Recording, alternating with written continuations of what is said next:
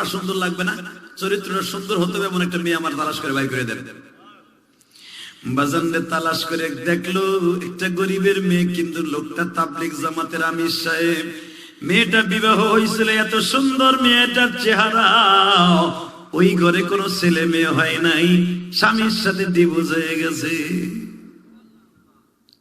বিয়ে করে নিয়ে চলে গেল শিল্পপতির বাসার বউ। মাত্র 1.5 মাস পরে স্ত্রীকে নিয়ে বাবা সুন্দর করে সকালবেলা খাবার খাইতেছে। ইন দি মিন টাইমে একটা লোক দরজার সামনে হাঁক দিছে, 3 দিন কিছু খাই না, খাবারের কোনো ব্যবস্থা আসেনি, প্রাণ খুলে দোয়া করে দিয়ে যাইতাম।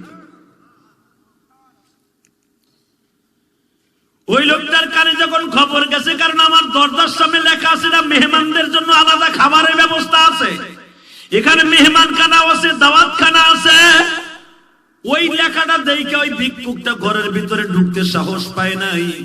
দরজার থেকে আওয়াজ দিছে, একটু খাবার দিবেননি, 3 দিন খাই না। ও বাবা, কথাটা বলতে দেরি আছে, সঙ্গে সঙ্গে স্ত্রীকে বলতেছে, আমি তো এখন একটু বেজে আছি, খাবার টেবিলে তুমি আর আমি যে খাবারগুলো নিয়ে বসছিলাম, আমি একটু হাতটা ধুয়ে আসি।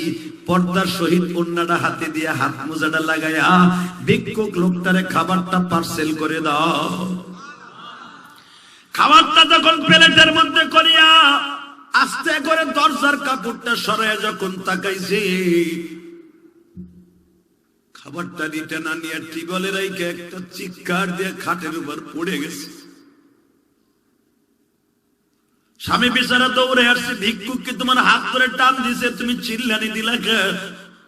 বলে, আমি তোমার পাও ধরছি, এই ভিক্ষুকটারে আমি ভিক্ষা দিতে পারবো না। কেন কেন কেন এই কেন তুমি আমার জিজ্ঞেস করবা না? যদি আমার জীবনে একটা দিন ভালোবেসে বিয়ে করে থাকো, আবার কেন কথার প্রশ্নের উত্তর চাইবা না? কিন্তু আমি তোমার পাও ধরছি, এই ভিক্ষুকটারে খাওন না দিয়ে তুমি খালি হাতে ফিরাই দিও না।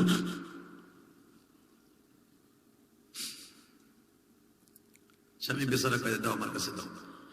খাবার চালিয়ে যখন দরজার কাছে গেছে, ওই বেচারাও দৌড়ে আসিয়া রিটার্ন খাবার দিয়ে বলে, বিবি রে, আমি ওই ভিক্ষুকটারে খাবার দিতে পারবো না। তুমি পারবা না কেন? আর তুমি পারলা না কেন? তাহলে শুনবা আমি কেন পারবো না। এই যে ভিক্ষুক আজকে আমার দরজার সামনে দাঁড়ায় আছে, আমি একদিন এই লোকটার দরজার সামনে ভিক্ষুক সাইজা গেছিলাম। আমার এই লোকটা খাওয়ার না দিয়া এমন মাইর দিছিল, এই যে দেখো তুমি না মাঝে মাঝে বলো তোমার কপালে যে কালো দাগটা কিসের, আমারে যে ওয়ালের সাথে বাড়ি মারছিল, কপালের কাটা দাগটা এই লোকটার হাতে। বিবির এখন তুমি দারোয়ানকে ডাক দাও, খাবার দাও। সঙ্গে সঙ্গে বিবি বলে, তুমি যার জন্য যেই ভিক্ষুক রে কারণে মায়ের খাই আজকে তোমার কাটা দাগ, তুমি কি জানো যেই লোকটা খাবার নিয়ে আসছে, খাবার খাইতে আসছে, এই লোকটাই ছিল আমার আগের স্বামী।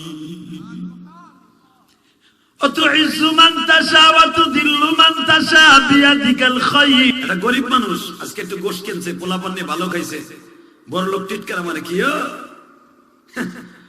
মনে তেল হয়েছে তোর, ঠিক না বে? ঠিক। খবরদার কোন গরিব রে কোন বড় লোক টিটকারা দিবেন না। এই গরিব আপনার 500 বছর আগে জান্নাতে চলে যাবে। যে আল্লাহ তোমারে ধনী বানাইছে, ওই আল্লাহ তোমারে লাঠি দিয়ে গরিব বানাই দিতে পারে। পারে না?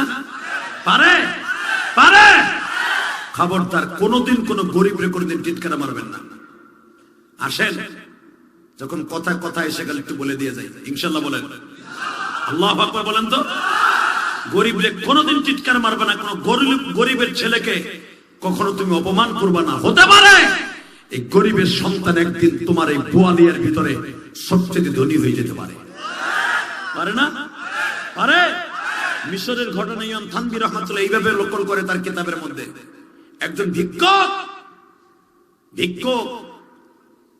হাতটা একটু কাটা ছিল, গরিবের ঘরে জন্ম নিছে, ক্ষুধার যন্ত্রণায় সহ্য করতে পারে নাই, কলেজে পড়তো, ক্ষুধার যন্ত্রণায় মরুভূমি এলাকা সহ্য করতে না পেরে মনে মনে ভাবলো বড় লোকের বাড়ি বিয়ে হয়েছে, মনে হয় এই বাড়ি খাবারের অভাব নাই, ঘরের দরজার সামনে যে হাত দিছে, আমার যদি কিছু খাওয়া দিতেন, 3টা দিন কিছু খাই না, পেটটা ভরে খাইতে আমার দোয়া করতাম। ঘরের মধ্যে থেকে বড় লোক জামাই দৌড়ে আসছে, তোর এত বড় সাহস, তুই জানোস না আমি নতুন বিয়ে করছি, বেটা 1.5 মাস আমার বউ লয়ে বয়ে রয়েছি, এর ভিতরে তুই ঘরের মধ্যে বাড়ির মধ্যে ভিক্ষা করে খাওয়ান দিলে পেটটা ভরে দোয়া করতাম, তোর দোয়ার গোষ্ঠী কিলাই যাইয়া চাক চাক করে ধরে থাবর দিয়ে ওয়ালের সাথে এমন জোরে মাথা একটা বাড়ি দিছে, কপালটা ফাইটা রাস্তায় দাঁড়ায় কান্দের কয় আল্লাহ ক্ষুদাও দিলা তুমি, রক্ত ঝরেলা তুমি, কি লেগে আমাদের বানাইছো? আল্লাহ আমার অপরাধ কি গো?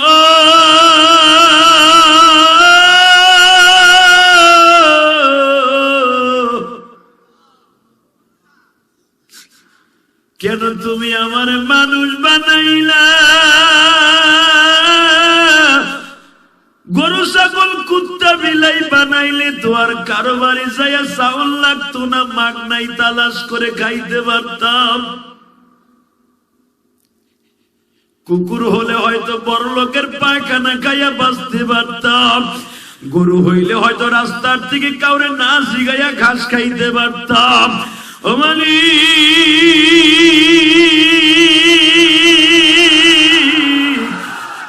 গরিবের ঘরে জন্ম দিলে, কেন খাওয়ান দিলে না?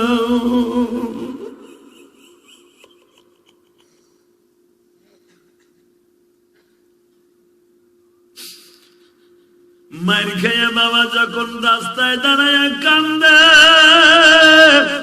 গরিবের চোখের পানি আমার মাওলা কোনদিন সহ্য করতে পারে না গো বাবা, কারণ ওই গরিব যে বানাইছে ধনীরেও বাজান এখন কানবেন, এটা গিলাস নাই রে মজনু, বোতল দিয়ে কয়বার পানি খাবো?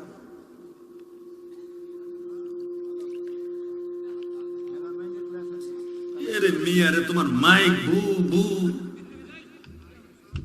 হাম দিতেছে, ওই মাইকটা অন্যদিক ঘুরাই দাও মিয়া, সেটের কাছে মাইক এটা লাগাই দিছে, তো আওয়াজ তো তুমি সাউন্ড উঠাইতে পারবা না, এত কাছে তুমি দিয়ে দিছো বড় সুন্দর। আল্লাহ আমাদের কবুল করে, জোরে আমিন, আরো জোরে বলে আমিন। বাজান কষ্ট হইতেছে, এবার কানবেন বাবা। আমি আপনাদের মতো গরিবের ঘরে জন্ম নিচ্ছি বাবা, আমি ধনীর ঘরে জন্ম নিইনি, আমি জানি গরিবের কোন কি কষ্ট। আমার বাবাও আমার পরের জমিতে কাজ করে আমার লেখাপড়া করেছে বাবা, আমি জানি। আমি কোনোদিন কোনো ওয়াজে বলি না আমি বড় লোকের ছেলে, আমিও গরিবের ছেলে। আমার ছেলে মেয়ে যারা এখন আছে তারা বলবে বড় লোকের ছেলে, বাবা আমরা বড় লোকের ছেলে, কিন্তু আমি বলবো আমি গরিবের ছেলে। আমি আপনাদের মতো গরিব, যদি জান্নাতে যাইতে হয় আপনাকে সাথে যাব, আমি ধনীদের সাথে জান্নাতে যাব না। এখন দেখবো কার চোখে পানি আছে। আল্লাহ আপনার অনেক সম্পদ দিবে, যদি আপনি চোখের পানি দেখুন আল্লাহর কাছে চাইতে পারেন। আল্লাহ তুমি মানুষ বানাইলা,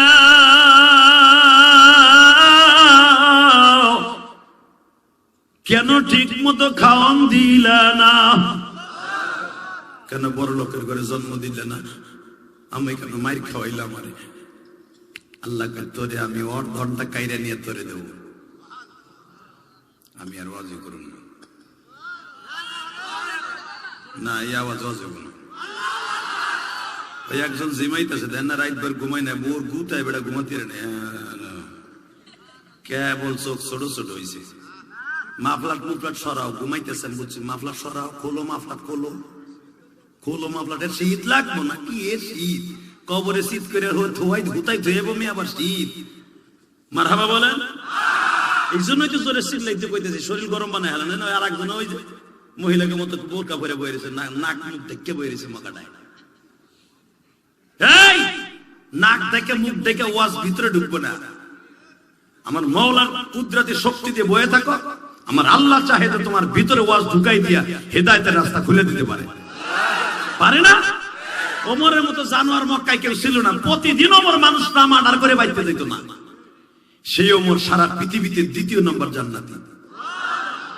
কি মনে করেন আপনারা? আব্দুল্লাহ যখন কান্দে, আল্লাহ গরিবের ঘরে জন্ম দিলা, খাওন দিলেন না, বড়লোকের ঘরে জন্ম দিলে তোর এক মাইট খাওয়ান লাগতো না। এই 2টা নালিশ করে দিছে, আল্লাহ কয় ওর সম্পদ করে দেব। আল্লাহ পারে না? পারে পারে পারে। বাজান রে কাঁদতে কাঁদতে চলে গেল কলেজে। কলেজের বড় টিচার বলে, বাবা তোর মনটা খারাপ কেন? স্যার গরিবের ঘরে জন্ম দিল কেন? মালিক কেন খাওন দিল না? স্যার আমি তো বিবাহের উপযুক্ত হয়েছি, বিয়েও করতে পারলাম না, জীবনে বিয়ে করতে পারবো না, সম্পদ আল্লাহ দিবে না। স্যার বলে, বাবা আমার তো কোনো সম্পদ নাই, যা আমি তোরে কিছু টাকা দিলাম, ব্যবসা কর। জোরে জোরে জোরে জোরে। বাবার জীবনে আমি কোনদিন ছেলে মেয়ের মুখ দেখবো না, কারণ আল্লাহ আমার ভিতরে এমন সমস্যা দিছে, আমার স্ত্রীর দ্বারা আমার দ্বারা কোনো বাচ্চা হবে না। আল্লাহ আমার কলেজের প্রিন্সিপাল বানাইছে, কিন্তু সম্পদ আল্লাহ আমারে দেয় নাই। অত ইজ্জু মান তাশা ওয়া তুযিল্লু মান তাশা বিয়াদিকাল খায়র ইন্নাকা আলা কুল্লি শাইইন। মাশাআল্লাহ, আপনি তো ভালো কোরআন আয়াত পারেন, আল্লাহ আপনাদের কবুল করেন। এ বাজার, ওই সারে বলতেছে তোরে এত বড় অপমান করছে, যা আমি আমার সম্পদ থেকে তোরে কিছু টাকা দিয়ে দিলাম, লেখাপড়ার পাশাপাশি ব্যবসা কর। এরকম হয় না?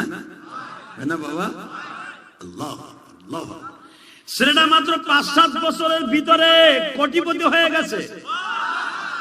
আল্লাহু আকবার। যখন কোটিপতি হয়ে গেছে 5-7 বছরের ভিতরে, ওই যে স্যার তারে টাকা দিছি, স্যার একটু অসুস্থতায় পড়ে গেছে, তার টাকা দিয়ে তার স্যারের পুরো ট্রিটমেন্ট করাইছে।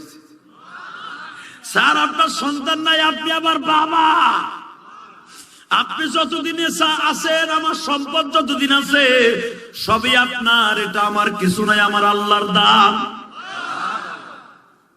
স্যার অসুস্থ অবস্থায় দোয়া করে দিলেন, মালিক আমার ছেলে নাই, ওরে আমি ছেলে বানাইলাম আব্দুল্লাহ রে, তুমি আব্দুল্লাহ রে এমন সম্পদ দিবা, সারা দুনিয়ায় চমকায় দিবা।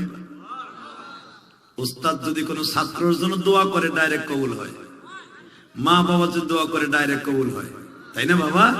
মুরব্বীরা যদি কারোর জন্য দোয়া করে ডাইরেক্ট কবুল হয়, নানা নানি যদি কারোর জন্য দোয়া করে ডাইরেক্ট কবুল হয়, দাদা দাদি যদি কোনো নাতির জন্য দোয়া করে ডাইরেক্ট কবুল হয়। আমি আমার জীবনে এই যে আজকে যে আপনারা ইলিয়াস রহমান জিহাদি দেখতেছেন, এর পিছনে সর্বপ্রথম দোয়া হলো আমার নানার দোয়া। হ্যাঁ, আমার নানা প্যারালাইজড হয়ে গেছে। কমু বলি ভাই, যুবক ভাইদের কাজে লাগবে। হ্যাঁ, আমার নানা প্যারালাইজড হয়ে গেল। আমার নানা গোপালগঞ্জের ভিতরে সবচেয়ে বড় আলেম আল্লামা শামসুল হক ফরিদপুরের ছাত্র ছিল আমার নানা। তো আমার নানা প্যারালাইজড যখন হয়ে গেল, তখন তো আমার নানি তো নাই, আমার নানা আমাদের বাসায় থাকতো গোপালগঞ্জ। তো প্যারালাইজড হইলে জায়গায় খাইতো, জায়গায় প্রস্রাব করতো, জায়গায় পায়খানা করতো। আমার নানারে প্রস্রাব করার জন্য আমার মা একটা মাটির খোড়া বানাই দিছিল। বুঝেন আপনি খোড়া? বুঝেন? ওই খোড়ায় পায়খানা করতেন আমার নানা, আর প্রস্রাব করতেন একটা মাটির পাতিলা করে দিয়েছিলেন আমার নানা, নানারে আমার মা।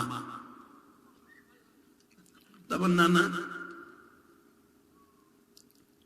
সারা রাত প্রস্রাব করছে। সকালবেলা আমি মক্তবে যাবো, আমার বয়স 11 বছর। যুবক ভাই, কোনদিন দাদা দাদির পার বেরম খেদমত করতে করে দিলে তুই অলি হয়ে যাবি, তুইও আমার সাথে বড় আলেম হয়ে যাবি।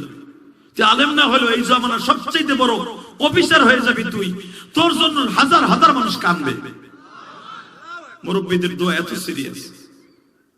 তা আমি মক্তবে যাবো, ওই যে বড় বড় আম্পার আছে না, বড় বড় সেপারা, ওই সেপারা নিয়ে আমি কেবল মসজিদে যাবো। হিন্দি মিনটাই আমার নানা বলতেছে, নানা ভাই, ও নানা ভাই, মনে করছে আমি ফেলবো না।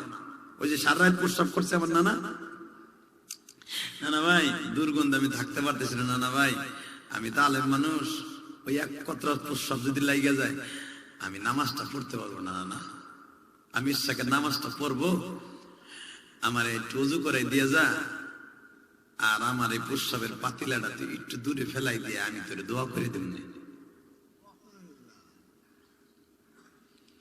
বাজানরা, আমি ইলিয়াসুর রহমান জিহাদি মাত্র 11.5 থেকে 12 বছরের সন্তান। আমি কি বুঝি?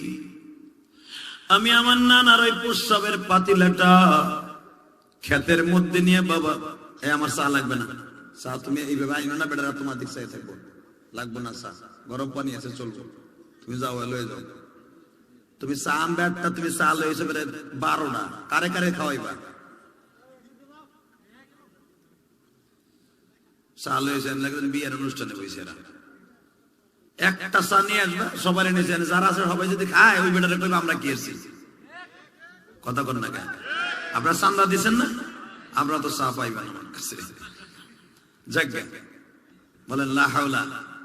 এই যে এত ডিস্টার্ব হইলে কেমনে সিরাজগঞ্জ এই জন্য আসতেছে। আর কোন চা মা কোনো কিছু আনবা না, আর ওয়াজি করবো মাত্র অন্য বিনে সারা চলবো। সবাই বয়ে থাকবেন, সবাই বয়ে থাকবেন, টেস্ট করে দেখবো, সবাই বয়ে থাকবেন সারা রাত। আল্লাহকে হাত উঠাই দেখেন তো, হাত উঁচা করেন তো, কে কে থাকবেন না? এটাই ঠিক।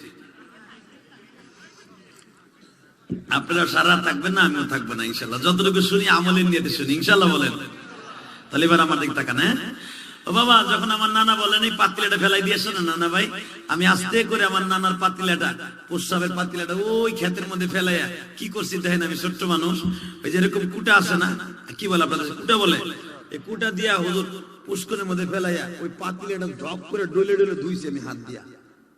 আমার কোনো ঘৃণা লাগে না, ভালো করে ধুইয়া ওই পাতিলাটা রোদ্রে দিয়া আর একটা নতুন পাতিলা নানার দিয়া, নানার 3টা পাতিলা ছিল, শুকাই তো আমার নানা বলতো নানা শুকাও নাহলে বন্ধু কইব। দেখেন আলেম মানুষ কত বুঝে। 3টা পাতিলা ছিল, ওইটা রোদ্রে দিছি, আর একটা নানার কাছে দিছি, আর একটা রোদ্রে দিছি।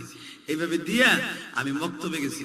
মক্তবে যাওয়ার যখন আইছি, আমার নানা ইশাকের নামাজ পড়ছে সকালে, পড়া দেই আমার নানা যায় নামাজে বয়ে গেছে। আমি মক্তবের থেকে যখন 9টার দিকে আসছি, যুবক স্কুলে যাব, আমার নানা আমার ডাক দিয়ে বলে নানা ভাই তোমার জন্য আমি একটা মিষ্টি রাখছি, দেখিয়ে যাও। আমার এক ছাত্র আমারে দিয়ে গেছিল। আমার নানা একটা মিষ্টি অর্ধেক খাইছে, ওর অর্ধেক আমার গালে দিয়ে বলে নানা তুমি হা করো। আমি হা করলাম, আমার মুবিন সূরা ইয়াসিন তেলাওয়াত করিয়া আমার গালের মধ্যে ফু দিয়ে বললেন মালিক আমার ইলিয়াসকে তুমি আমার চাইতে বড় জগৎ বিশ্ব বিখ্যাত বানাবা।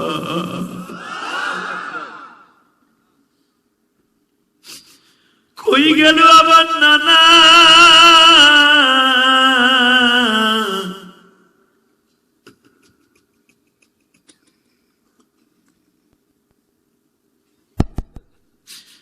ও সিরাজগঞ্জ বোয়ালিয়ার বাইরা রে, উল্লাপাড়ার বাইরা, আমার নানার ওই দোয়াটা যে আমার মওলাই ভাবে কবুল করবে আমি কোনদিন কল্পনা করি নাই।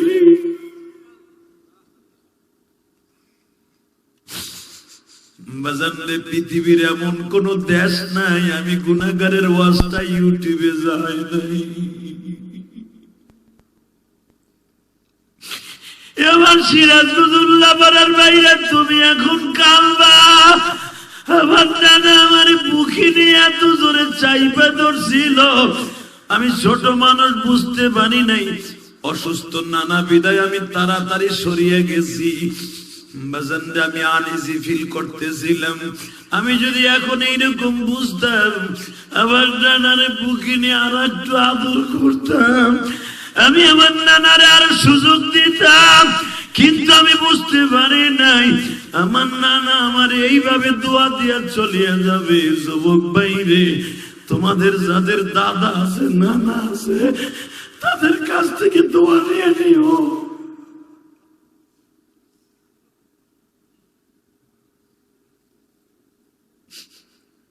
তোমরাও একদিন বাদশাহ হবা, তোমরাও একদিন এই সিরাজুল্লাহ পাড়ায় দামি মানুষ হয়ে যাবা। যখন মারহাবা। পারবা না? কলেজের বন্ধুরা পারবা না? মাদ্রাসার বাজারদাররা পারবা না? বাবা কোনদিন মুরব্বীদেরকে কষ্ট দেবেন না। বলেন তো আল্লাহু আকবার। কষ্ট হইতেছে? এবার কাঁদবেন। গরিবের ছেলেটা ওই স্যারের টাকা পয়সা দিয়া মাত্র 5-7 থেকে 8 বছরের ভিতরে কোটিপতি হয়ে গেল। এমনকি ওই থানার ভিতরে আর মতো বড় লোক আর কেউ নাই। আল্লাহ ওর সম্পত্তি এত পরিমাণ বরকত দিছে, কারণ মিশরের ঘটনা তো, মিশরের মানুষের সবচেয়ে বড় ব্যবসা হলো উট, ভেড়া, বকরি, এগুলোর ব্যবসা। এত পরিমাণ ব্যবসায় লাভ দিছে, 5-7 বছরের ভিতরে আল্লাহ তার শিল্পপতি বানায় ফেলেছে। এখন তো বিয়ার পালা। হঠাৎ করে বিয়ে করে ফেলেছে। সবাই জিজ্ঞেস করছে, বাবা তুমি কেমন বিয়ে করবা? ছেলেটা বলে, দেখেন আমি দাওয়াত ও তাবলীগের সাথে অ্যাড দিছি, এই যে ভাই আগামী মাসের 2, 3, 4 বিশ্ব ইজতেমা, আলেম ওলামাদের পর্ব, আল্লাহু আকবার। আগামী মাসের কয় তারিখ বলেন? বলেন কয় তারিখ? কয় তারিখ? আগামী মাসের 2, 3, 4 আলেম ওলামা বিশ্ব ইজতেমা এই সিরাজগঞ্জ উল্লাপাড়া থেকে নিজের টাকা খরচ করিয়া অন্তত একজনে 10টা লোক ভাড়া দিয়ে নিয়ে যাবেন। আলহামদুলিল্লাহ বলেন। যদি আপনি নিয়ে যাইতে পারেন, আমি কোরআন হাতে নিয়ে বললাম, আপনার এই টাকাটা বিফলে যাবে না। একদিনে আব্দুল্লাহর মতো আপনার টাকাটা কাজে লেগে যাবে। এই আব্দুল্লাহ মিশরের জমিনে যে আব্দুল্লাহর কথা বলতেছি, এই আব্দুল্লাহ প্রতি মাসে 50 জন করে ছেলে নিজের পকেটের পয়সা খরচ করে, এরপরে নিজের পকেটের পয়সা খরচ করে ছেলেদেরকে দাওয়াত ও তাবলীগের কাজে পাঠাইতো। আগামী মাসের 4 তারিখ মুনাজাত হবে, 2, 3, 4 এই 3 দিন আল্লাহ রাস্তায় সময় লাগাবো। টুঙ্গির ইজতেমা দেখায় দিব, আলেম ওলামার ইজতেমা, এটা আলেমদের কাজ, কোন জাহেল আর ডাকাইতের কাজ না। এটা আলেমের কাজ, দাওয়াত ও তাবলীগের কাজ। প্রথম পর্ব 2, 3, 4 কেউ ভুল করবেন না, ইনশাআল্লাহ বলেন। যাবেন তো ইনশাআল্লাহ? যাবেন তো ইনশাআল্লাহ? আল্লাহু আকবার জোরে বলেন তো। কে কে যাবেন দেখে আল্লাহকে হাত তুলে দেখান তো, কে কে যাবেন? এই সিরাজগঞ্জের মানুষ কে কে যাবেন দেখে আল্লাহকে হাত তুলে দেখান তো। বিশ্ব ইজতেমায় কে কে যাবেন? আল্লাহ কবুল করেন, জোরে করে আমিন। নামান হাত। কষ্ট হইতেছে? তো এই ছেলেটা প্রতি মাসে মাসে 3 দিন এক চিল্লা 50 জন 20 জন করে পাঠাইতো মিশরে। হঠাৎ করে এখন বিয়ে করা পালা। আমির সাহেবরা তয় করলো, আপনি কেমন মেয়ে বিয়ে করবেন? আমরা থেকে বিয়ে দিয়ে দেই। কয় শোনেন, আমার নবীর জীবনে প্রথম বিয়ে করছে বিবাহিত মেয়ে, অবিবাহিত না। আমি বিয়ে করব বিবাহিত মেয়ে, ডিভোর্স ওয়ালা মেয়ে, অথবা স্বামী মরে গেছে। বুঝছি তোর নিয়ত আছে। এটা সুন্নাত, হাইছেন না? জীবনের প্রথম বিবাহ যদি করেন, বিবাহিত ডিভোর্স ওয়ালা নারী অথবা স্বামী মারা গেছে এমন নারী বিয়ে করবেন। মা খাদিজার গাড়িতে জান্নাতে যাবেন। এটা তো জীবনও করবা না। হালাকে 30 মামুনরে তোরা বকস। আরে দূর চকে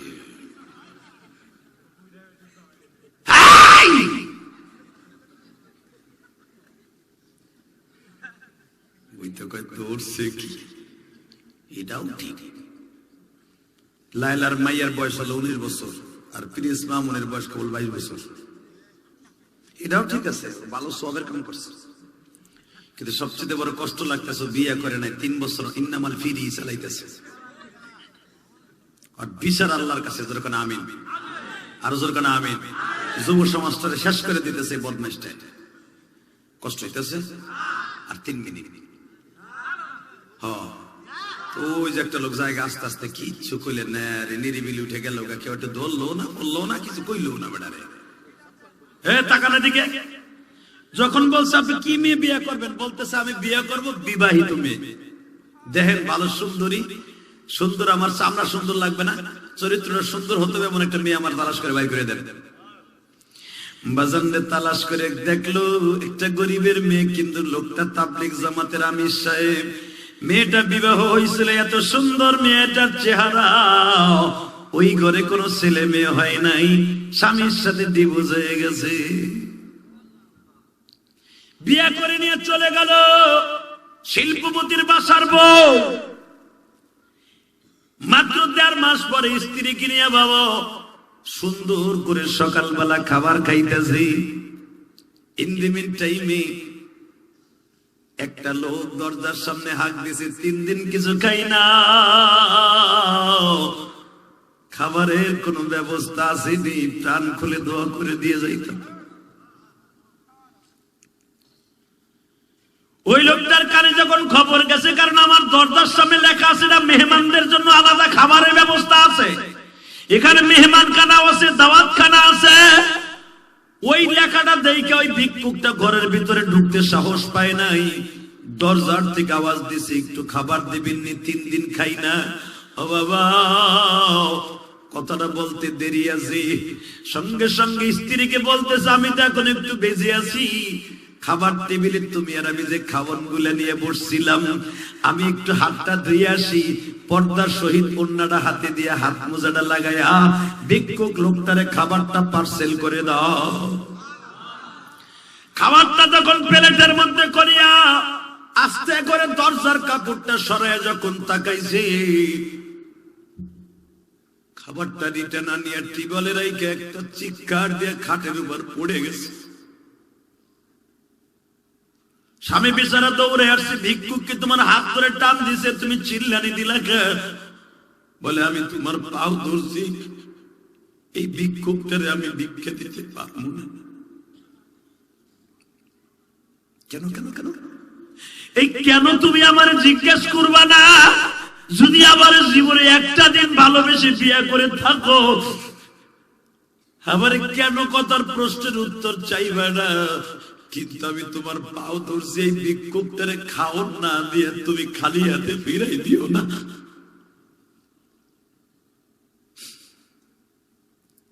স্বামী বেচারা কয়ে দাও, আমার কাছে দাও। খাবার চালিয়ে যখন দরজার কাছে গেছে, ওই বেচারাও দৌড়ে আসিয়া রিটার্ন খাবার দিয়ে বলে, বিবি রে, আমি ওই ভিক্ষুকটারে খাবার দিতে পারবো না। তুমি পারবা না কেন? আর তুমি পারলা না কেন? তাহলে শুনবা আমি কেন পারবো না।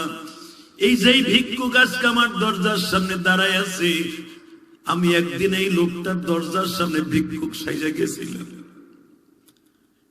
আমার এই লোকটা খাওয়ার না দিয়া এমন মাইর দিছিল, এই যে দেখো, তুমি না মাঝে মাঝে বলো তোমার কপালে যে কালো দাগটা কিসের? আমার যে ওয়ালের সাথে বাড়ি মারছিল, কপালের কাটা দাগটা এই লোকটার হাতে। বিবির, এখন তুমি দারোয়ানকে ডাক দাও, খাবার দাও। সঙ্গে সঙ্গে বিবি বলে, তুমি যার জন্য যেই ভিক্ষুকরে কারণে মায়ের খাই আজকে তোমার কাটা দাগ, তুমি কি জানো যেই লোকটা খাবার নিয়ে আসছে, খাবার খাইতে আসছে, এই লোকটাই ছিল আমার আগের স্বামী। وتعز من تشاء وتذل من تشاء بيدك الخير إنك على كل شيء قدير। আল্লাহ সম্মান দেয়, আল্লাহ কাইরা নাই। যে আল্লাহ আবুল হিকাম ছিল, আবু জেহেল বানায়। কথা বল না কেন? সবকিছুর মালিক কে? আরো জোরে, আরো জোরে। কিন্তু তোমার হাত পাও ধরে বলছি, আমার আগের স্বামীটারে তুমি কষ্ট দিও না, প্রতিশোধ দিও না। দেখেন আল্লাহ ন্যায় নিষ্ঠার সাথে ভালো হলে কি করি, লোকটারে ঘরের মধ্যে ডাইকে নিয়ে কয়, দেখেন তো আমার চিনেন কিনা? কয়, চিনি না।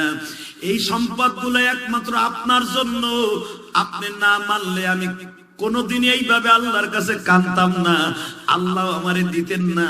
আসেন, আপনি ভুল করছেন, তওবা করেন। আমি আপনারে এতগুলা উট দিয়া দিলাম, ব্যবসা করে ঋণ শোধ করিয়া, আমার টাকা আবার পরে ফিরে দিয়ে। আল্লাহ এখন আছে না নাই? এই জন্য গরিবকে কোনোদিন কষ্ট দিবেন না, ইনশাআল্লাহ বলেন। আল্লাহু আকবার বলেন। বাজান, এবার আমার দিকে তাকান। অনেক ধনী আছে, ধনী হওয়ার পর আল্লাহরে ভুলে না। অনেক গরিব আছে, গরিব হওয়ার পর আল্লাহরে ভুলে যায়। ঠিক না বেঠিক? ঠিক। আবু জেহেল টিটকারা মারে। ভাতিজা, নতুন কোন খবর টবর আছে? চাচা, একটা খবর আছে। কি শুনবেন? বলো।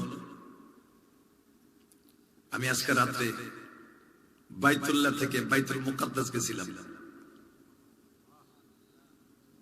আসলে আপনার কষ্ট হয়ে গেছে, শেষ করে দিয়ে যাই। আরে হ, তাহলে আওয়াজটা যদি জোরে দেন না, আমার নবীও খুশি, আমিও খুশি, আল্লাহ খুশি। রেডি? আল্লাহু আকবার বলেন তো। চাচা, আমি আজকে রাত্রে জানেন কি করছি? কি? আজকে রাত্রে আমি বাইতুল্লাহ থেকে বাইতুল মুকাদ্দাস গেছি, ওখান থেকে সিঁড়ি লাগাই আল্লাহর বাড়ি গেছি, আল্লাহর বাড়িতে আল্লাহর লগে দেখা করে 5 ওয়াক্ত নামাজ লইছি। যেই চাঁদে আপনারা বসে আছেন, এই চাঁদটাও মেরাজের চাঁদ। আবু জহেল কয় গাজা করি কথা কইতে জাগা বাস না, আমার নাম আবুল হেকাম, বুদ্ধির বাপ, তুই বুঝাইতে পারবি ওই যে বলত আবু বকর আছে তারে, আমারে না। নাউজুবিল্লাহ, জোরে কইলেন না? তোমার কথা আমি বিশ্বাস করবো? তুমি এক রাইতে কই গেলা? বাইতুল মুকাদ্দাস গেছো, তুমি জানো বাইতুল মুকাদ্দাস যাইতে কয়দিন লাগে? 42 দিন টাইম লাগে যাইতে, আইতে লাগে 42 দিন, 84 দিন লাগে যাইতে আর আইতে, 2 দিন থাকতে লাগে 86 দিন লাগে, আর তুমি এক রাইতে গেলা গা। আমার নবী কইছে আল্লাহ পারাইলে পারে।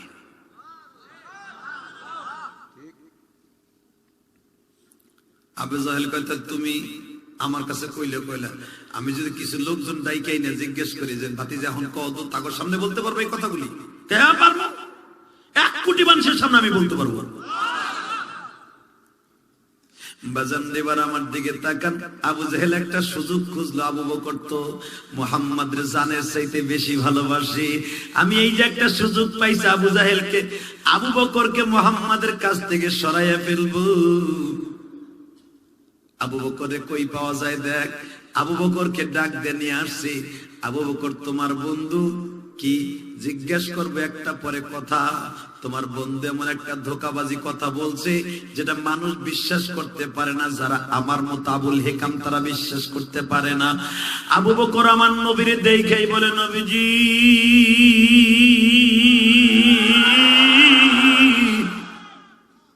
গত রাতে আপনি কই আছিলেন? আবু বকরকে গত রাতে তো তুমি তারে খুঁজছিলে, কয় কি সারা রাত খুঁজছি, নবীরে পাই নাই। আবু জাহেল কয় কাম সারছে। নবীও কয় গত রাত সারা রাত আমি আল্লাহর বাড়িতে গেছিলাম, মোদি আই এই কইতেছে আপনাকে রাত্রে কই আছিলেন? তো অর্ধেক বিশ্বাস করে বই রইছো। হ্যাঁ হ্যাঁ, তাকান এদিকে। হে আবু বকর, রাত্রে তোর নবী বাইতে আসিল না? তাড়াতাড়ি না কই আসিল, আমি আগে জিগাই রাখ। হে আবু জাহেল, এই যে শুরু হইল আবু জাহেল, হে রাখ, তুই ভেজাল মারিস না। হে আমি আবু জাহেল, আমি আবুল হেকাম আবু বকর। দাঁত দুধ শুনে চপ, তুই আবু জাহেল, তুই আবুল হেকাম না। আমার আল্লাহ কয় আবু বকর মুখ দিয়ে যেন আবু জাহেল বের হয়ে গেছে, কিয়ামত পর্যন্ত তোর নাম আবু জাহেল। কষ্ট হইতেছে? টাকা নেই। আল্লাহ আল্লাহ। নবীর সারা রাত কালকে কই আছিলেন? নবী কয় আবু বকর রে, এইটা বলার লাগে তো আমারে দেখো না এনে আটকাইছে তারা, আমি বিপদে পড়ে গেছি। আবু বকর, আপনার কি এর বিপদ? আপনার বিপদ আমি বুক দিয়ে ধাক্কায় সরাই দেব, আমার রক্তের উপর দিয়ে আপনার বিপদের নৌকা ভাইসা যাবে। বলেন কি হয়েছে? এ আবু বকর শোন, তোর বন্ধু কি কয়, কি কয়? এ ক মোহাম্মদ, এমন ক। আমার নবী কয় আবু বকর রে, তাহলে আমি আগে আয়াতটা পড়ি, সুবহানাল্লাযী আসরা বিআবদিহি লাইলাম মিনাল মাসজিদিল হারাম ইলাল মাসজিদিল আকসা।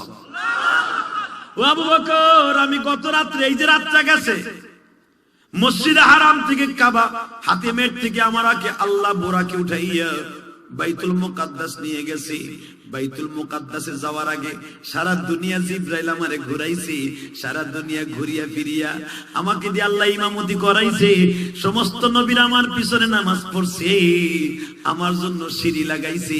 সিঁড়ি লাগানোর সাথে সাথে আমি প্রথম আসমানে আদম নবীরে দেখাইছি, এরপরে আমি ঈসা ইয়াহইয়া নবীরে দেখছি, ইউসুফ নবীরে দেখছি, ইদ্রিস নবীরে দেখছি, হারুন নবীরে দেখছি, ইউসুফ নবীরে দেখছি, আমি মুসা নবীরে দেখছি, জাতির পিতা ইব্রাহিমকে দেখছি।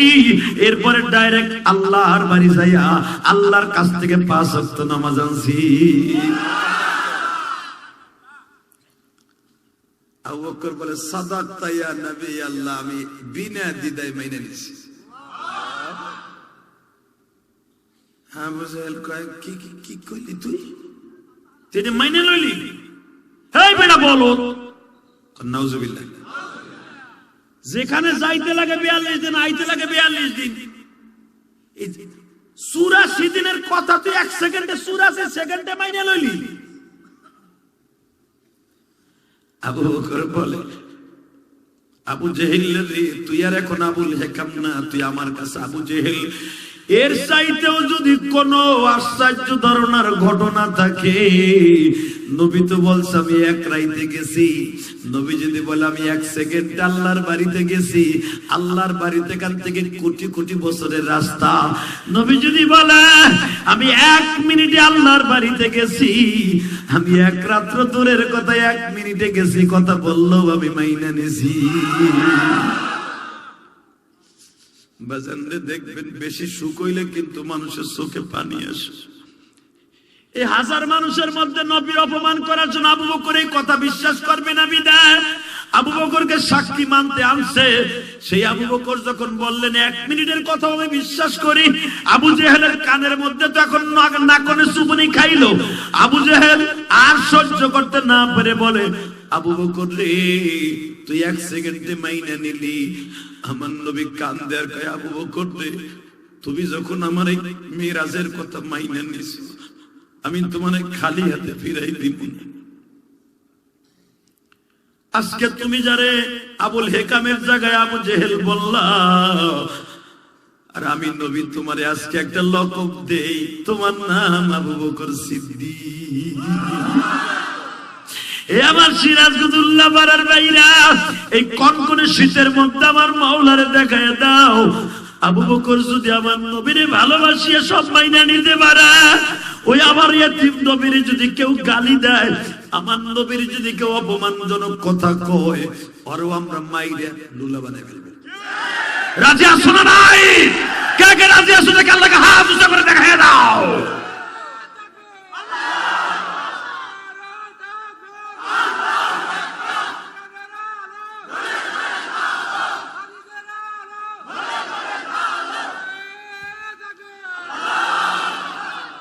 কষ্ট হইতেছে? আল্লাহ তুমি দেখো তোমার পাগলটা কেউ যায় না। আল্লাহ, এই শীতের মধ্যে আমি ভাবছিলাম আপনারা চলে যাবেন। মাইকের আওয়াজ বাড়াও, ভিতরে আওয়াজ বাড়াও, স্পিকারের। সারা পৃথিবী মেনে নিব, আমার নবীর অপমান করলে জায়গা মেরে ফেলবো, কারণ এটা আবু জেহেলের খালতো ভাই। আপনি কি জানেন বাবা, আমি গোপালগঞ্জের সন্তান, আপনি কি এই সিরাজগঞ্জের সন্তান? কে কোন গঞ্জের এটা আমার আল্লাহর কাছে বড় পরিচয় না। আমার আল্লাহর কাছে পরিচয় হলো তার নবীরে কে জীবন দিয়ে ভালোবাসে। কথা বলেন না কেন? আজকে লন্ডনে বসে আসাদপুরের মতো একটা পাগল মেয়ে, এই কুত্তাটাই আমার নবীরে মক্কার ডাকাত কয়। নাউজুবিল্লাহ, আস্তে কইলেন। যদি আমার নবীর কথা শুনে কেউ নাউজুবিল্লাহ জোরে কর না। আবু বকরের মতো নবীরে ভালোবাসেন, আবু বকর গাড়িতে আপনি জান্নাতে যাবেন। আবু বকরের গাড়িতে জান্নাতে যাওয়ার নিয়ত আছে না? ইনশাআল্লাহ বলেন তো, আল্লাহু আকবার বলেন তো। লিল্লাহি তাকবীর। দিন ইসলাম, দিন ইসলাম। আল কোরআনের আলো। আল্লাহ যারা আসতে কয় বাড়িতে এমন যাতা দিবা, আল কোরআনের আলো।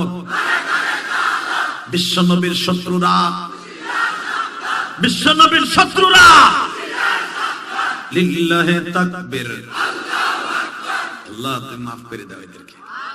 আল্লাহ এর অধিকাংশ গরিব মানুষ। আল্লাহ আবু বকরের মতো গরিব, এদেরকে আবু বকরের গাড়িতে জান্নাত দিয়ে দিও। এবার তাকান, কোন দিকে ঘাড় ঘোরাবেন না। আবু জেহেল বলল আবু বকরে আল্লাহ যেন অবিশ্বাস করে আর ওর থেকে ছুটাইতে পারি, এই জুটি মুড়ে ছুটাইতে পারি না। ওদি মাইনা নিছে, আবার তারে সিদ্দিকে উপাধি দিয়ে দিল সত্যবাদী। হ্যাঁ, মোহাম্মদ কি তোমার কথা আমি একটা কথা বিশ্বাস করব। কি কথা হইলে চাচা প্রমাণ দিবা? কি তুমি তো বাইতুল মুকাদ্দাস গেছো, কত বাইতুল মুকাদ্দাসের কয়টা জানালা, কয়টা দরজা, আর দরজার মধ্যে কয়টা গিরিল, জানলার মধ্যে কয়টা বুড়া? ও জানে যে এটা কইতে পারবো না, আর এটা মাইনা যাইব না। বাজান রে, আমার নবী চোখটা বন্ধ করলেন, মালিক রে আমি বিপদে পড়ে গেছি। ও মালিক, আমি বিপদে পড়ে গেছি গো। আমি তো বাইতুল মুকাদ্দাস ইমামতিও করছি, বাইতুল মুকাদ্দাসে ঢুকছি, কিন্তু কয়টা জানলা কয়টা দরজা গুনি নাই। তুমি কি তোমার বন্ধুরে কষ্ট দিবা আল্লাহ?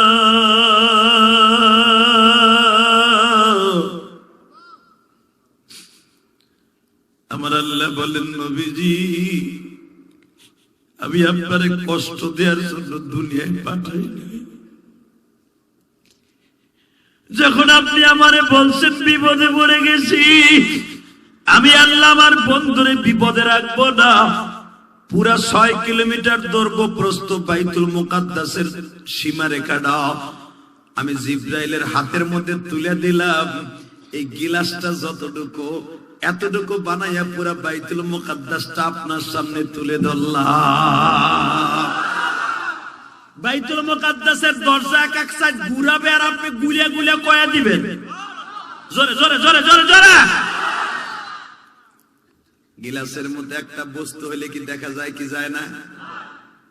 বাজানরে জিবরাইল এই সাইড ঘুরায়। নবী বলে, বাইতুল মুকাদ্দাসের উত্তর পাশের গেটের মধ্যে এই কটা জানলায় শিক আছে। আমি আর ওয়াজ করুন না। আল্লাহুম্মা আমিন। আল্লাহ এরা আওয়াজ দেয় না, আমার আওয়াজ নেই, আল্লাহ জায়গা আবার কোনোদিন মনে থাকলে আমু আল্লাহ এরা যদি আওয়াজ না দিয়ে জায়গা বাড়ি ঘর তুমি চিন তুই কোথাস এ না দিকে বল ভাই, পরে পরে পরে তুই পরে প্রস্রাব করবি, পরে তোর কন্ট্রোলিং পাওয়ার এত কম কে? এই জায়গায় আয়। মারহাবা কর। আমার এখানে আউন যায়, বহন যায়, উঠন যায় না, মুনাদরা উঠা যাবে না ইনশাল্লাহ বলেন। আল্লাহ আমার ভাই প্রস্রাব চাইকে বয়ে দিয়েছে। আল্লাহ তুমি হাউজে কাউসার খাওয়াই গেছে আর মাইক সাত আর মাইক ঘোড়ার ডিমের মাইক লইছে। এই তাকান দিকে। আল্লাহ যুবকটা আমার কথা শুনে বইছে, ওকে তুমি মাফ করে দেওয়াল, আর বাবা মাকে মাফ করে দেওয়াল। আল্লাহ ওকে তুমি দুনিয়ার বাদশা বানাই দিও। দোয়াটা ভালো করছি না? পড়তে যাই তো দোয়া খেলো বেশি। এরপরে যদি জায়গা কি যে দোয়া করুন, পরেটা পরে বুঝবেন। আল্লাহ আমাদের সবাইকে হিদায়াত নসিব করেন ইনশাআল্লাহ। ইনশাআল্লাহ। Ready ready. লিল্লাহি তাকবীর, লিল্লাহি তাকবীর।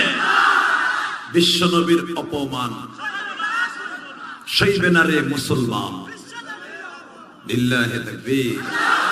এই কথাটা কেন বললাম জানেন? আবু জাহেল আমার নবীর অপমান করতে চাইতেছে, পারছে?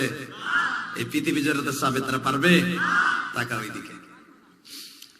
এক এক সাইড ঘুরায় আর এক এক সাইড বলে উত্তর পাশে এই কয়টা জানলায় দরজার শিক এই কয়টা।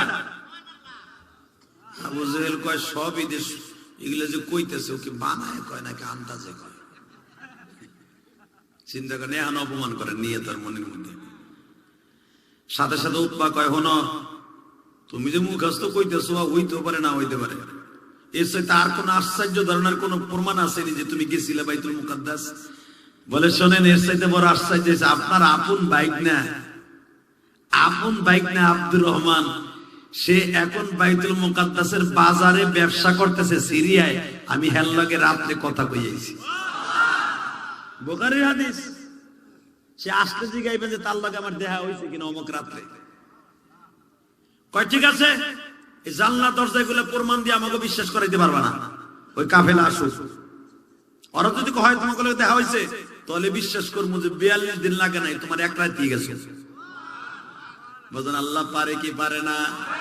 জোরে কোন পারে কি পারে না? ও বাজান, আব্দুর রহমান যখন ব্যবসা করে বাসায় আসছে, আবু জেহেল সবার আগে দৌড়ে গেছে। আবু জেহেল যখন দৌড়ে আব্দুর রহমানের বাড়ি গেছি, আবু জেহেল কোনো কিছু জিজ্ঞেস করার আগেই কয়, মুহাম্মদ সাল্লাল্লাহু আলাইহি ওয়াসাল্লামের সাথে 27 রজব রাত 12টার সময় আমার দেখা হয়েছে। আবু জেহেল কয়, আমি তো জিগাইতেছিলাম ওইটাই। কইলি কি তুমি? হ্যাঁ তোরা কিছু কইতে পারো, চুপ থাক, চুপ থাক। তুই এই কথা কারো কাছে কবি না যে মুহাম্মাদের লগে তোর দেখা হয়েছে। এবার আওয়াজ দিন, চোখের পানি দিয়ে আপনার বালিশের পাশে নবীরে দেখতে পাবি যুবক, দেখতে পাবি। যখন আব্দুর রহমান কইছে তুই এই কথার কারো কাছে কবি না,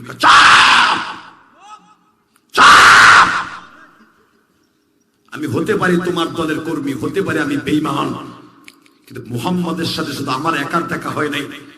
আমরা ওই বাজারে ব্যবসা করতে গেছিলাম, বাইতুল মুকাদ্দাসের সিরিয়ার বাজারে। 80 জন মানুষ ছিলাম, 80 জনের সাথে মুহাম্মদ বৈশা মিটিং করছি। যদি তোমরা অবিশ্বাস করো তাহলে কিন্তু 80 জনের সামনে নিয়ে কাবাগরের সামনে খাড়াবো। মুহাম্মাদের সাথে আমাদের রাজনৈতিক ভাবে বিরোধী থাকতে পারে, কিন্তু মুহাম্মাদের সাথে দেখা হয়েছে, এটা 100% সত্য। যেরকম তোমার জন্ম সত্য, এরকম মুহাম্মাদের সাথে দেখা হয়েছে এরকম সত্য। আবু জেহেল তোকে কিছু কইতে হইব না, আমি জায়গা বাজান দে। আবু জেহেল দৌড়ে আসিয়া উতবা সাহেবারে কইতেছে কাম সারছে কি, কাগো লেগে বুবি বহার আগে সব প্রকাশ হয়ে গেছে। এ বাজান এবার আমার দিকে তাকান। ইন দি মিন টাইমে এই খবরটা প্রকাশ হয়ে গেছে। আব্দুর রহমান মজলিসে বলার আগেই সে প্রমাণ করে দিয়েছে, দেখা হইছে। হযরত আলী, ওসমান, আবু বকর, হযরত ওমর নবীর সামনে দাঁড়ায় বলে, নবীজি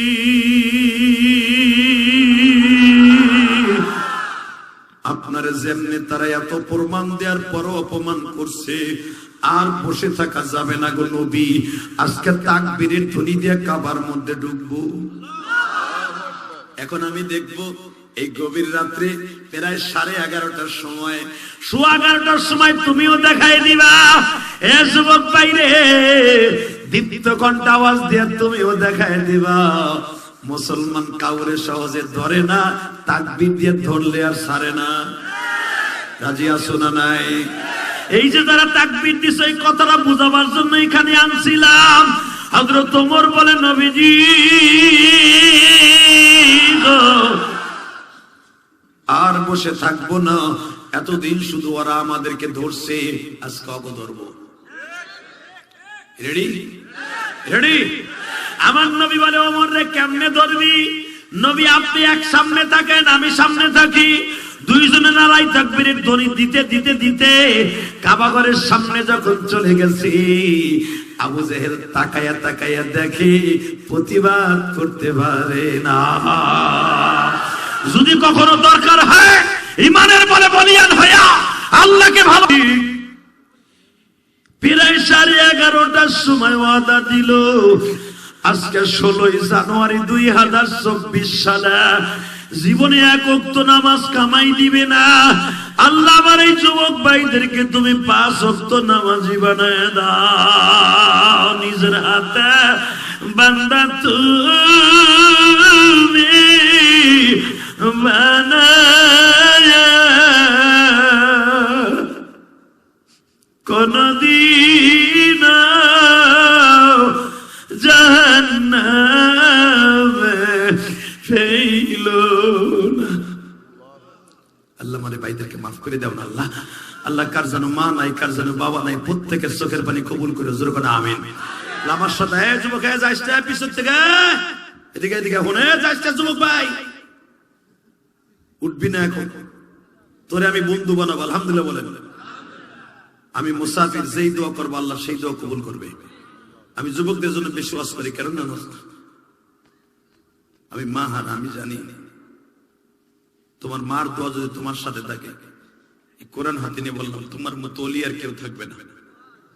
ভাই ইলিয়াস রহমান জিহাদির ইচ্ছা করলে প্রতি রাত্রে তুমি আনতে পারবা না। এই মজনু আমার আনতে যে ওই যে কষ্ট করছে, কতবার যে আমার বাড়িতে গেছে।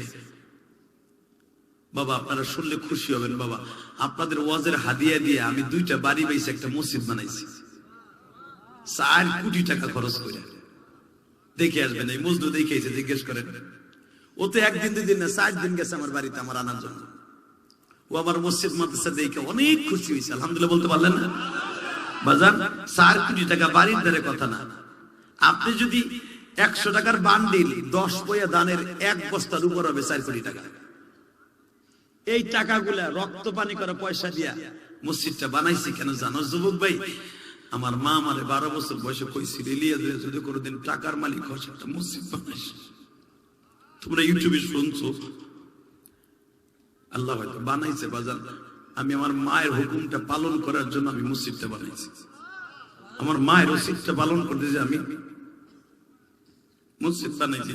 ওই মজদুর ছেলেটা রুবেল না নাম, সোহেল। ও আমারে বলে, হুজুর আমি ছাত্র মানুষ, আমার দিবার মতো কিছুই নাই, আমি ইউটিউবে শুনছি, প্রতিদিন আপনার ওয়াজ শুনে কান্দি, হুজুর আপনার মার জন্য মসজিদ বানাইছেন, ওই মসজিদ আমি 100 টাকা দিলাম। গতকালকে যেখানে ওয়াজ করছি, বিশ্বাস করেন, টাঙ্গাইল, মির্জাপুর, হাজার হাজার মানুষ, হাজার হাজার মহিলা পুরুষ আমার মসজিদে টাকা দিছে। মিডিয়ার কাছে জিজ্ঞেস করে দেখবেন। তখন আমি ভাবি, মা আমারে বলছে, ইলিয়াস রে, কত মা তোরে ভালোবাসবে, কত বাবা তোরে ভালোবাসবে। মাননীয় প্রধানমন্ত্রী ফ্যামিলি আমার আত্মীয়, জীবনে কোনোদিন বড় লোকের কাছে যাই নাই। আমি মসজিদ মানসা করছি, এতিমখানা করছি, আমার 10টা টাকা দেন। আমি আপনাদের মতো গরিবের টাকা, মুসাবার টাকা, ওয়াজের টাকা দিয়ে মসজিদ মাদ্রাসা বানাইছি। যদি আমার মসজিদ মাদ্রাসা কবুল হয়, আপনারা যদি ওয়াজের ওসিলায় দিয়েছেন আমার টাকা, কিন্তু আপনি বলতে পারবেন আল্লাহ একজন বক্তা আনছিলাম, আমাকে টাকা দিয়ে মসজিদ মাদ্রাসা বানাইছি, ওসিলায় মাফ করে দেন। আমার মতো বক্তাদেরকে এনে আপনাদের লস নাই, আলহামদুলিল্লাহ বলতে পারলেন না? বাংলাদেশ সব বক্তা 1 ঘন্টা 1/2 ঘন্টার উপর ওয়াজ করে না, আর আমি 2 ঘন্টার নিচে আল্লাহ আমাকে স্টেজ থেকে নামান না। এখনো পর্যন্ত 25 বছর ওয়াজ করি, এখনো পর্যন্ত আল্লাহ, এখনো 2 ঘন্টার নিচে স্টেজ থেকে আল্লাহ আমাকে নামান না। আর আমার ওয়াজ থেকে কেউ আল্লাহ উঠায়ও না। এটা আমার ক্রেডিট, এটা আমার মায়ের দোয়া। কলিজার টুকে যুবক ভাইরা, আমার সাথে ওয়াদা দিবা, তোমার জীবন ধন্য হয়ে যাবে যে তুমি একটা কাজ করো। সেই কাজটা হলো, যতদিন বাঁচবা মা বাবার কথা শুনবা, ইনশা শুনবা না? মা বাবার লাগে খেদমত করবা না? মাঝে মাঝে মা বাপরে বুকের মধ্যে নিয়ে মাপ চাইবা। যদি মা বাবারে বুকের মধ্যে নিয়ে মাপ চাইতে পারো, আমি কসম করে বললাম, তোমার জান্নাত হাতের মুঠোর মধ্যে থাকবে ইনশাআল্লাহ। বলেন তো কি না? এটা আমারে না তো, এখানে আমার মসজিদ দিলে পরে বসেন, আল্লাহ কবুল করেন, জোরে আমিন। আমার দিকে তাকান বাবা, আমি শুধু আপনাদের কাছে বলবো, জমিনের মালিক কে? যুবক কলিজার টুকরা ভাই আমার, তোমার আমি বন্ধু বানাবো। কি মজনু, মাইক সব ভালো ছিল, তোমার প্যান্ডেল, কিন্তু মাইক কেমন হলো কেন? এই দিকে তাকান যুবক, আমি যদি তোমার বন্ধু বানাই, তুমি আমার বন্ধু হবা না? হবা? 30টা সেকেন্ডে মনে কোন বন্ধু আছো দেখে চোখের পানি ফেলে আমার সাথে বন্ধুত্ব করবা। যদি বলেন হুজুর কি লাগবে আপনার বন্ধু হওয়ার জন্য, আমি 2011 সালে আমার বাবারে কাবাঘরের সামনে হজ করতে যে কাবাঘরের সামনে বুকের মধ্যে চাইপে ধরে আমার বাবার কাছে মাপ চাইছি। আজকে আমার বাবার চোখের পানির খাতিরে আজকে আপনারা আমার কথায় কান দেন, আমার কথায় শীতের মধ্যে বসে রয়েছেন। একমাত্র এটা আমার ক্রেডিট না, এটা আমার বাবার দোয়া। এই স্কুলের কলেজের বন্ধুরা, 30টা সেকেন্ডে লাভ দিয়ে দাঁড়ায় তুই আমার সাথে ওয়াদা দে, যে ছেলেটার বাবা এই মাঠের মধ্যে বসে আছে, বাপ বেটা একসাথে মাঠে বসে ওয়াজ শুনতাছ, এমন কয়জন যুবক আছে যে তোমার বাবাই মাঠে আছে? দাঁড়াও তো। এরকম কয়জন যুবক আছে যে তোমার বাবাই মাঠে আছে? দাঁড়াও। এই কার কার বাবাই মাঠের মধ্যে ওয়াজ শুনতেছে? এরকম যুবক নাই? দাঁড়া। তোর জীবন আজকে ধন্য হয়ে যাবে, তোর জীবন আজকে পৃথিবীর শ্রেষ্ঠ সন্তান হয়ে যাবে তুই। আমি মুসাফির বলে গেলাম, তোমার বাবাই মাঠের মধ্যে ওয়াজ শুনতেছে, তোমার বাবা নাই? এই যাদের বাবাই মাঠের মধ্যে বসে আছে, তুমি তো জানো যে তোমার বাবাই মাঠে আছে, তুমি জানো না? দাঁড়াও। ওই যুবকগুলো দাঁড়াও, কলেজের বন্ধুরা দাঁড়াও, দাঁড়াও। কার কার বাবাই মাঠের মধ্যে আছে? তুই দাঁড়াইতে দেরি করলি কেন? হাসস কেন? আমার দিক তাকা। বাইরে বসতে আমি 1 গ্লাস পানি নিয়ে সারাটা রাত দাঁড়ায় থেকে যদি ওলি হয়ে যেতে পারে, তুই একটা রাত্রে ওলি হয়ে যাবি বাবার কাছে মাপ চাইয়া। ইনশাল্লাহ বলতে পারলেন না? যে ছেলেগুলো দাঁড়াইছে, এই বাপগুলো দাঁড়ান। আপনি দেখেন না আপনার ছেলে দাঁড়াইছে, এখন বাপ দাঁড়ান, বাপরা দাঁড়ান। দেখ তোর বাপ কই আছে, তাকাও থেকে ডাইনে বামে তাকা, এই মকা তাকা। এই কাদের বাবা তাকাও, তোমার বাবা কোথায় আছে দেখো। এই কেউ পিছনের থেকে যাবে না, জীবনটা আজকে ধন্য হয়ে যাবে। পিছনের থেকে তাকা যুবক, তাকা।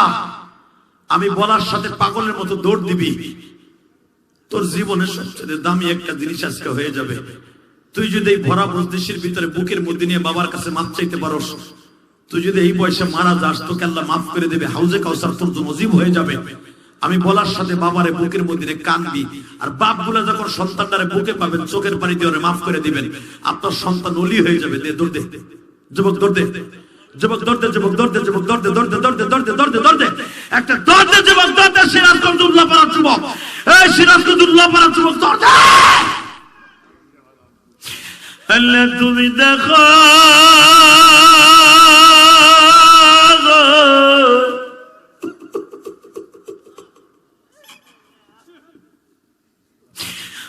দেখো কান্দে।